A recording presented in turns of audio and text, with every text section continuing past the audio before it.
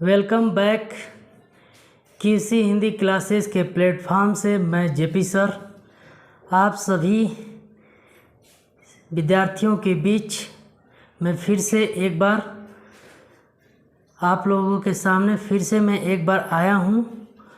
और जैसे कि आप सभी को पता है कि मैं हिंदी पढ़ाता हूं। आज हम लोग हिंदी व्याकरण का एक ऐसे चैप्टर के बारे में बात करेंगे जो महत्वपूर्ण तो है ही, साथ ही साथ जो सीनियर बच्चे हैं, खासकर मैं सीनियर बच्चों के बारे में ही बता देना चाहता हूं। और ऐसा नहीं है कि सिर्फ मैं सीनियर बच्चों के बारे में ही बात कर रहा हूं।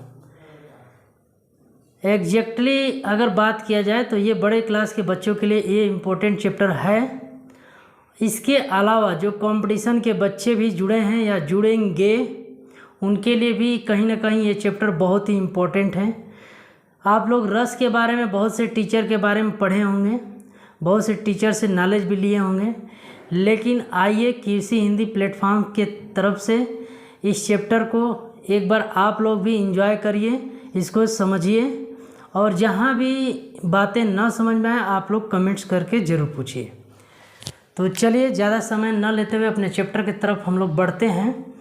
जैसे कि आप लोग बोर्ड पर देख सकते हैं रस, और रस ये हिंदी वर्ड है। और अगर हम इंग्लिश में बात करें कि रस को इंग्लिश में क्या बोलते हैं तो सेंटीमेंट्स। ठीक है, मैं पूरा कोशिश करता हूँ कि हिंदी के साथ साथ इंग्लिश ज़रूर बता दिया करूँ और बताता भी हूँ। तो अगर हम मूल बिंदुओं पर बात करें, रस से संबंधित मूल बिंदुओं पर बात करें कि रस से हमें क्या क्या पॉइंट को कवर करना है, किस किस पॉइंट को पढ़ना है, तो आइए सबसे पहले आप लोग पॉइंट को समझिए कि रस चैप्टर जो है, रस चैप्टर से संबंधित हमें क्या क्या पढ़ना है। लेकिन पॉइंट बताने से पहले मैं आप लोग को रस के बारे में कुछ बताना चाहता हूँ। मैं अगर आप लोग से ये पूछूं, सारे स्टूडेंट से या और भी बच्चे जो जुड़े हुए हैं मेरे चैनल से, अगर आप लोग से मैं ये पूछूं कि रस क्या होता है, तो आप लोग में से कई बच्चों का जवाब ये आएगा या ये मिलेगा कि सर रस का मतलब जैसे हम लोग रस पीते हैं, बहुत सारे रस तरीके का रस पीते हैं, जैसे गन्ने का रस, मौसमी का रस है ना, सिल्फर का रस, चीनी का रस, नींबू का रस, सब तरीके का रस पीते हैं। तो आप लोग से अगर मेरा क्वेश्चन पूछा जाए कि रस क्या होता है, कुछ तो बताइए, तो लगभग कुछ बच्चों का आंसर यही आएगा, है ना। अगर मैं आपके जगह पर होता तो शायद मेरा भी आंसर यही होता। आप लोग अपने जगह बिल्कुल सही हैं, यानी ये इस तरीके के रस होते हैं। अगर हम प्रकार की बात करें तो अगर हम इसको डिवाइड करें तो एक होता है घोरुआ रस, है ना। ये बिल्कुल मैं ऐसे लेवल से स्टार्ट कर रहा हूँ जो ये समझ कर चलिए कि हमें रस के बारे में कुछ भी जानकारी नहीं है। ठीक है, तो हमारा आंसर यही होगा। एक होता है घोरुआ रस, ठीक है, एक होता है पेरुआ रस। पेरुआ रस शायद यही हम लोग का आंसर होगा, और लगभग यही बच्चों का आंसर भी यही होना होगा। घोरुआ रस, इससे क्या समझ में आ रहा है? जैसे कि शब्द सुनकर हमारे जहन में, हमारे मानस पटल पे ये आ रहा है कि घोरुआ का मतलब जो घोरा हुआ रस हो, है ना। जैसे नींबू का रस, सिल्फर का रस घोर कर हम लोग पीते हैं, शक्कर को भी घोरते हैं, तो उसे हम घोरुआ रस कहेंगे। अब बात है पेरुआ रस। पेरुआ रस क्या होता है? पेरुआ जो मशीनों वगैरह में पेर कर पिया जाता है, जैसे गन्ने का रस पेरा जाता है ना, और भी रस पेरे जाते हैं, जैसे मौसम्मी के रस पेरे जाते हैं, अनार के रस पेरे जाते हैं। तो ये सब सारे रस किस में आएंगे? पेरुआ रस के अंतर्गत आएंगे। लेकिन हम जिस चैप्टर पर डिस्कस कर रहे हैं, हम इन सब रसों के बारे में नहीं बात कर रहे हैं। हम व्याकरण, हिंदी व्याकरण के जो रस निकला हुआ है, हम उस चैप्टर पर डिस्कस करेंगे, उस चैप्टर को समझेंगे कि उस व्याकरणीय आधार पर रस का क्या अर्थ होता है। अगर हम अपने क्षेत्र के अनुसार चलें तो लगभग ये रस के प्रकार हो सकते हैं, है ना। और मेरा भी आंसर यही होगा। लेकिन हम इस रस की बात नहीं कर रहे हैं। हम जिस रस की बात करना चाह रहे हैं या जिस रस के बारे में आपको बताना चाह रहे हैं, वो रस व्याकरणीय आधार पे हमें समझना है कि वाकई में इस रस का क्या अर्थ होता है। तो यहाँ पर इसको हम लोग, ये जानकारी के लिए मैंने बताया है, बिल्कुल लो लेवल पर लेकर चल रहा हूँ, है ना। अब हम व्याकरणीय आधार पे आते हैं कि वाकई में रस होता क्या है। तो अगर हम एक शब्द पर बात करें, अगर हम एक शब्द पर एक शाब्दिक अर्थ में अगर इसका अर्थ निकालने का प्रयास करें, तो रस का अर्थ होता है, सबसे पहले पॉइंट समझ लीजिए रस से संबंधित क्या क्या पढ़ना है। पहला पॉइंट होगा रस का अर्थ क्या है, ठीक है ना। दूसरा पॉइंट होगा रस का नामकरण किसने किया, है ना, या किस नामकरण किसने या किस मुनि ने दिया, ठीक है। और तीसरा पॉइंट पढ़ेंगे रस के अंग। ये सारे पॉइंट मैं इसलिए नोट करा रहा हूँ ताकि अगर हम पॉइंट के हिसाब से चलेंगे तो हमारा सारा रस से संबंधित एक एक चीज़ क्लियर हो जाएगा। और ये एक एक पॉइंट यहाँ पे नोट कराने का मेरा एक ही मकसद है कि सिर्फ और सिर्फ क्लास के ही बच्चे नहीं जुड़े हैं इस चैनल से, कंपटीशन के भी बच्चे जुड़े हैं। तो मैं ये चैप्टर ऐसे बिल्कुल सरल से कठिन के तरफ ले चल रहा हूँ ताकि कंपटीशन के भी बच्चे इसको समझ लें। जो छोटे बच्चे हैं वो उनको भी समझ में आ जाए, जो 9, 10, 11, 12 के बच्चे हैं वो भी समझ में आ जाए, है ना, उनको भी समझ में आ जाए। तो ये जो पॉइंट मैं लिख रहा हूँ, इन्हीं पॉइंट पे डिस्कस करना है, इन्हीं पॉइंट को हमें पढ़ना है। रस के प्रकार, ठीक है, और इन प्रकारों के कितने स्थायी भाव होते हैं, ठीक है ना। रसों के स्थायी भाव लगभग हमें इन्हीं 4-5 बिंदुओं पर डिस्कस करना है,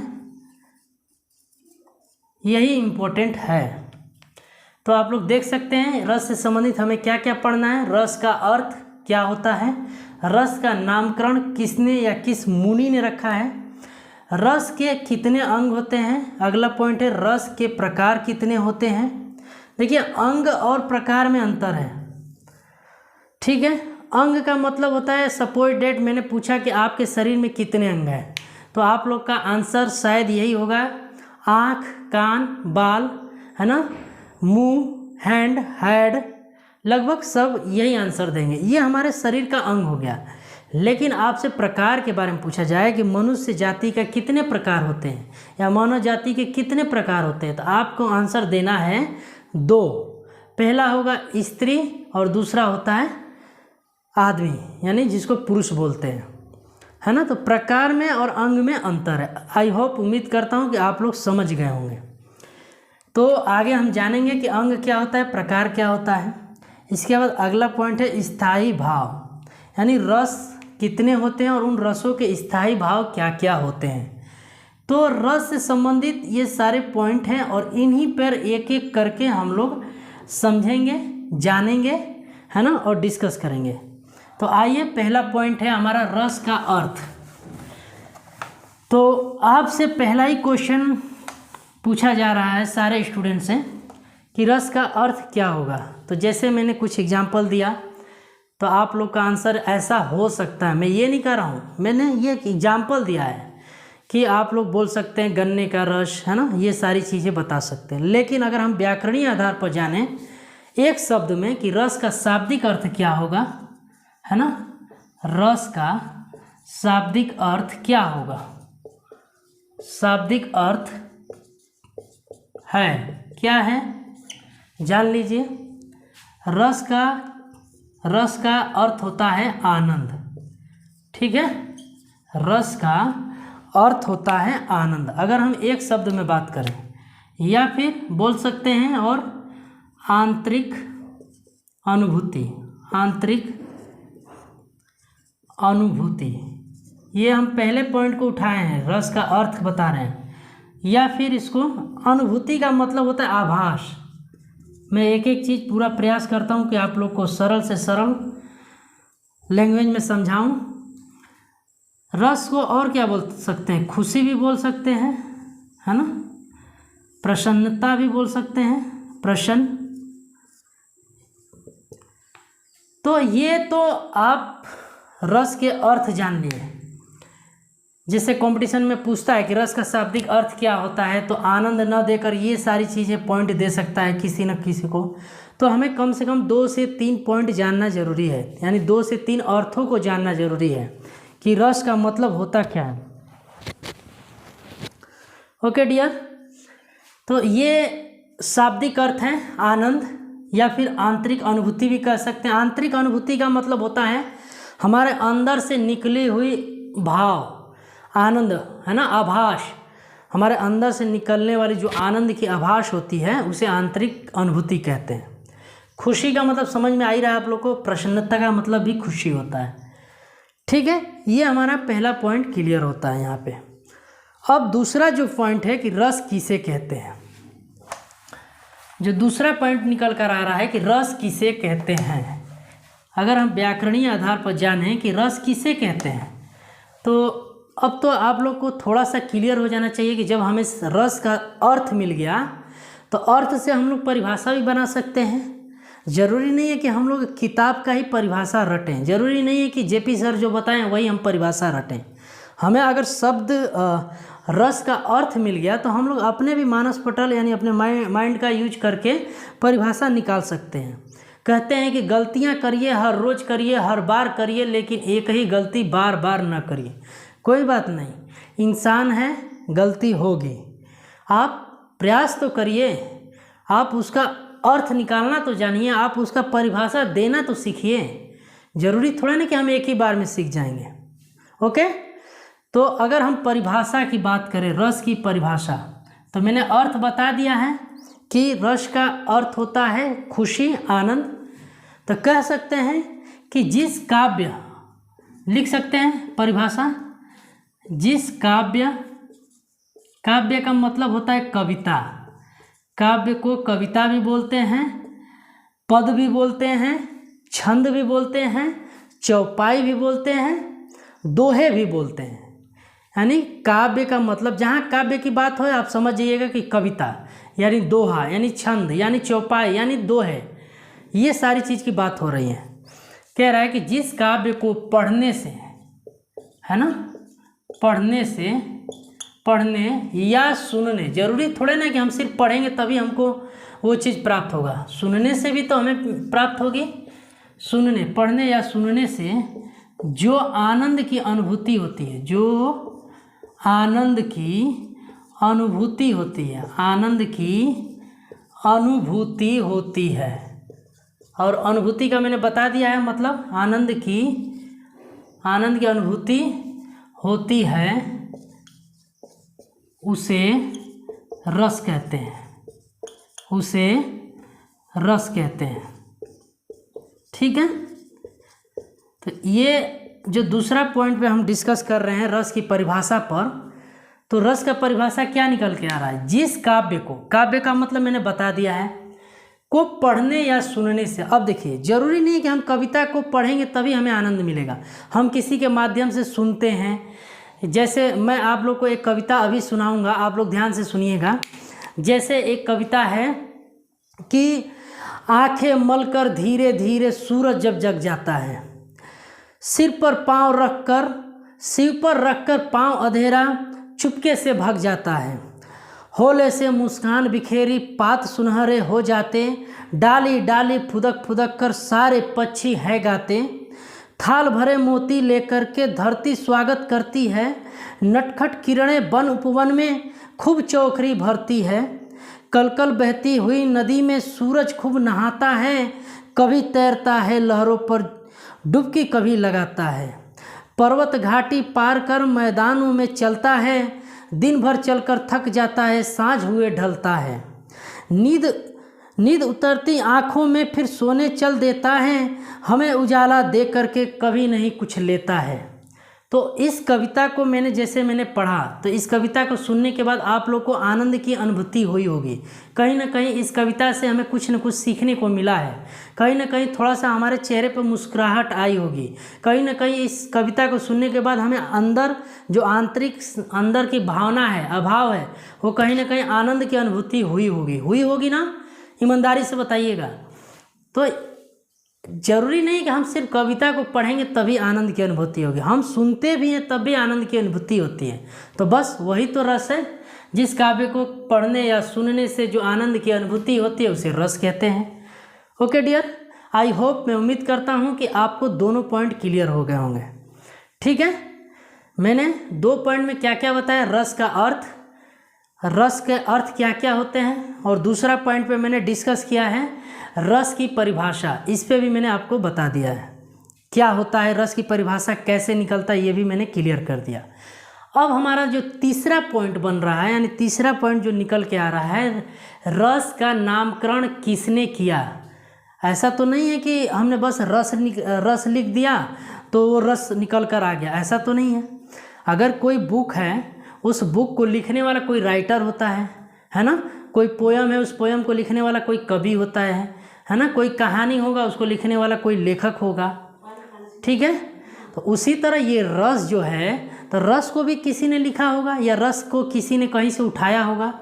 तो हम इसी के नामकरण के बारे में जानेंगे कि अगर रस को अगर व्याकरण में लाया गया है तो कहाँ से लाया गया, किसने लाया है, ये भी जानेंगे। ये मैं बार बार कह रहा हूँ, ये बड़े बच्चों के लिए बहुत ही इंपॉर्टेंट चैप्टर है, चाहे वो QC के बच्चे हैं या अदर स्कूल के बच्चे हैं या कंपटीशन के बच्चे जो जुड़े हुए हैं। आप लोग बहुत तरीके से रस पढ़े होंगे, लेकिन एक तरीका जो मैं पढ़ा रहा हूँ इस माध्यम से आप लोग समझने का प्रयास करिए। जो तीसरा पॉइंट है रस का नामकरण, है ना, रस का नामकरण, यानी रस का नामकरण, रस कहाँ से आया, रस की उत्पत्ति कहाँ से हुई, इसका जन्म कहाँ से हुआ, किसने किया। तो संस्कृत के एक मुनि हैं, ऋषि, उनका नाम है भरत मुनि, याद रखिएगा। संस्कृत के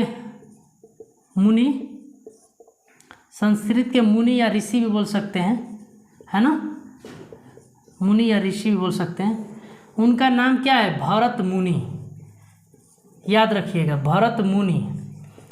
इन्होंने ही अपने ग्रंथ, इनके ग्रंथ का मतलब होता है पुस्तक, इन्होंने एक पुस्तक लिखा था, वो पुस्तक का क्या नाम था, नाट्य शास्त्र।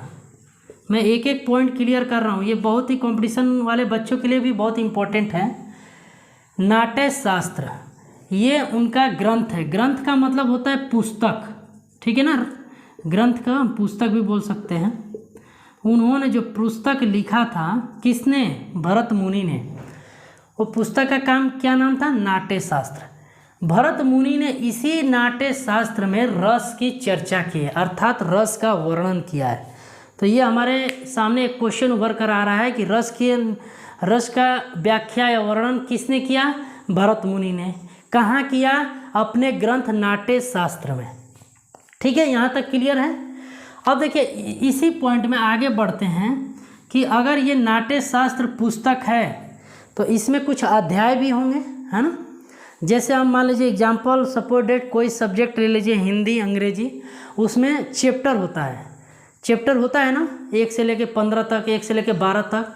तो उसी तरह नाट्य शास्त्र एक पुस्तक है, इसमें भी कुछ चैप्टर हैं। और टोटल कितने चैप्टर हैं, याद रखिएगा, ये कंपटीशन वाले बच्चे के लिए बहुत ही इंपॉर्टेंट है। नाट्य शास्त्र में कितने अध्याय हैं, टोटल 36 अध्याय हैं। और इन 36 अध्याय में सब मिला दिया जाए तो 6000 श्लोक हैं, ठीक है ना। अब देखिए क्वेश्चन यहाँ पे कई तरीके से बन रहा है। पूछ देगा नाट्य शास्त्र किस मुनि ने लिखा है, तो भरत मुनि ने। रस के उत्पत्ति या रस का वर्णन किस में हुआ है, तो नाट्य शास्त्र में हुआ है। किसने किया, भरत मुनि ने किया। नाट्य शास्त्र में कितने अध्याय हैं, तो 36 अध्याय हैं। इन अध्यायों में या नाट्य शास्त्र में कितने कुल श्लोक हैं, तो 6000 श्लोक हैं। ये बिल्कुल मेन पॉइंट चीज़ मैं बता रहा हूँ, आप लोग इसको नोट कर लीजिएगा, बहुत ही इम्पोर्टेंट है ये चैप्टर।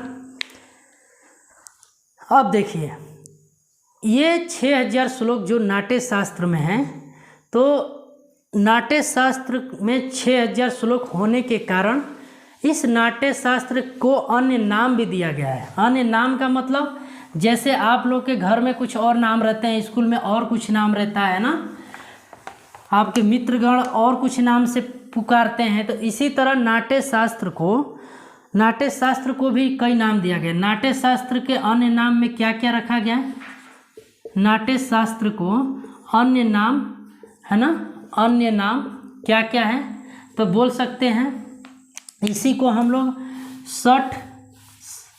षट शास्त्री भी बोलते हैं, शास्त्री, ठीक है ना।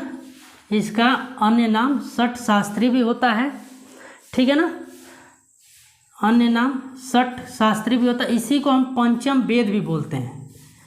देख लीजिए कंपटीशन वाले बच्चों के लिए बहुत ही इंपॉर्टेंट है। पूछ देगा कि पंचम वेद, वैसे तो 4 ही वेद होते हैं, ऋग्वेद, सामवेद, यजुर्वेद और अथर्ववेद, लेकिन आपसे क्वेश्चन कर देगा कि 5वां वेद किसने माना है, तो भरत मुनि ने। किसको माना है, तो नाट्य शास्त्र को माना है। ये बहुत ही इंपॉर्टेंट चैप्टर चल रहा है और ये सारे क्वेश्चन आप लोग एक जगह नहीं मिल सकता है, इसलिए मैं पूरा प्रयास करता हूँ कि इसमें जो कंपटीशन के बच्चे जुड़े हैं उनको भी फ़ायदा मिले। तो पंचम वेद, वैसे तो 4 ही वेद होता है, लेकिन क्वेश्चन बनाता है या पूछता है कि पंचम वेद किसको माना गया था, नाट्य शास्त्र को किसने माना, भरत मुनि ने, ठीक है ना। तो यहाँ पे देख रहे हैं कई तरीके का क्वेश्चन बन रहा है, ठीक है। इस तरह ये मेरा तीसरा पॉइंट भी क्लियर होता है। मैंने कौन कौन सा पॉइंट बता दिया, पहला पॉइंट बताया है कि रस का अर्थ क्या होता है, इस पर डिस्कस किया। दूसरा पॉइंट है हमारा रस की परिभाषा क्या होता है, ये भी मैंने क्लियर कर दिया। तीसरा पॉइंट है कि रस का नामकरण किसने किया और किस ग्रंथ में हुआ है, तो ये भी मैंने आप लोग के सामने क्लियर कर दिया है। अब हमारे सामने जो चौथा पॉइंट आ रहा है, रस के कितने अंग होते हैं, यानी रस के अंग के बारे में बात करेंगे, ठीक है। आई होप, मैं उम्मीद करता हूँ कि सारे बच्चों को एक एक पॉइंट क्लियर हो रहा होगा। और फिर भी अगर आप लोग को नहीं समझ में आता है तो आप लोग कमेंट्स करके पूछिए, स्कूल में पूछिए, चाहे ग्रुप में पूछिए, कहीं भी पूछिए। देखिए जो चौथा पॉइंट है रस के अंग, ठीक है ना, रस के अंग। मैं फिर से बता रहा हूँ, मैं वही पॉइंट सारी बता रहा हूँ जो बिल्कुल कंपटीशन में तो पूछता ही पूछेगा, बैठेगा ही बैठेगा इससे, और 9-10 के सिलेबस से भी जुड़ा हुआ चीज़ है। तो रस के अंग की बात करें तो पहला जो अंग होता है, इसके रस के अंग टोटल 4 हैं। कितने हैं, 4। कौन कौन सा, पहला होता है विभाव, नोट कर लीजिएगा, आप लोग बनाते चलिएगा नोट्स। दूसरा होता है अनुभाव, ठीक है, अनुभाव। तीसरा जो होता है संचारी भाव। संचारी भाव को एक अन्य नाम और है, व्यभिचारी भी बोलते हैं, व्यभिचारी भाव भी बोलते हैं, ठीक है ना। और चौथा जो होता है स्थायी भाव। देख रहे हैं, मैं फिर से बता रहा हूँ आप लोग को एक बात कि अंग और प्रकार में अंतर है। अभी हम अंग के बारे में बात कर रहे हैं, अंग पर डिस्कस कर रहे हैं। इसके बाद प्रकार भी जानेंगे कि रस के कितने प्रकार होते हैं, रस के कौन कौन से प्रकार होते हैं, लेकिन अभी हम अंग पर बात कर रहे हैं। आपसे क्वेश्चन किया जाएगा कि रस के कितने अंग होते हैं, तो आपको जवाब आना चाहिए कि रस के 4 अंग होते हैं, है ना। मैंने यहाँ पे 4 लिखा है, और अगर 4 होते हैं तो कौन कौन से होते हैं, तो पहला जो होता है हमारा विभाव, दूसरा जो होता है अनुभाव, ठीक है। तीसरा जो होता है आपका संचारी भाव या व्यभिचारी भाव भी बोलते हैं इसको, और जो चौथा होता है आपका स्थायी भाव होता है। आई होप, मैं उम्मीद करता हूँ कि ये रस के अंग आपको क्लियर हो गए होंगे। तो ये हमारे चैप्टर से संबंधित जो रस चैप्टर चल रहा है, रस चैप्टर में ये चौथा पॉइंट भी मैंने इसको इस पर डिस्कस करना स्टार्ट कर दिया है और मैंने कुछ पॉइंट बताए भी है इससे संबंधित। टोटल 4 होते हैं, कौन कौन से ये भी मैंने बता दिया है। अब जो मैं नेक्स्ट वीडियो बनाऊंगा यानी रस का पार्ट 2 बनाऊंगा, तो उस पार्ट 2 में हमारा जो चलेगा इनकी परिभाषाएं चलेगी कि अगर विभाव होता है तो विभाव किसे कहते हैं, इसके कितने प्रकार होते हैं, ठीक है। उसके बाद अनुभाव किसे कहते हैं, अनुभाव के कितने प्रकार होते हैं। उसके बाद व्यभिचारी या संचारी भाव किसे कहते हैं और इसके कितने भेद या प्रकार होते हैं। और चौथा जो है स्थायी भाव, स्थायी भाव किसे कहते हैं और स्थायी भाव कितने होते हैं, कौन से रस के कौन कौन स्थायी भाव होते हैं। ये सारी बातें हम लोग नेक्स्ट वीडियो में बात करेंगे, यानी जो रस का पार्ट 2 बनेगा उसमें हम लोग इसके बारे में डिस्कस करेंगे। तो आज के लिए हम लोग यहीं पे विराम करते हैं। मैं फिर से एक बार रिपीट कर देना चाह रहा हूँ, आज हमने क्या क्या पढ़ा। रस का अर्थ जाना, रस की परिभाषा जाना, रस के नामकरण के बारे में जाना और रस के कितने अंग होते हैं, ये हमने आज की वीडियो में क्लियर किया है। आई होप, मैं उम्मीद करता हूँ कि सारे स्टूडेंट्स को समझ में आया होगा। और फिर भी आप लोग को कहीं दिक्कत होती है, परेशानी होती है, तो आप लोग कमेंट्स करके ज़रूर पूछिए। चलिए, इसके आगे की अब जो क्लास होगी नेक्स्ट वीडियो यानी पार्ट 2 में रखा जाएगा। तो आज के लिए इतना ही। जय हिंद।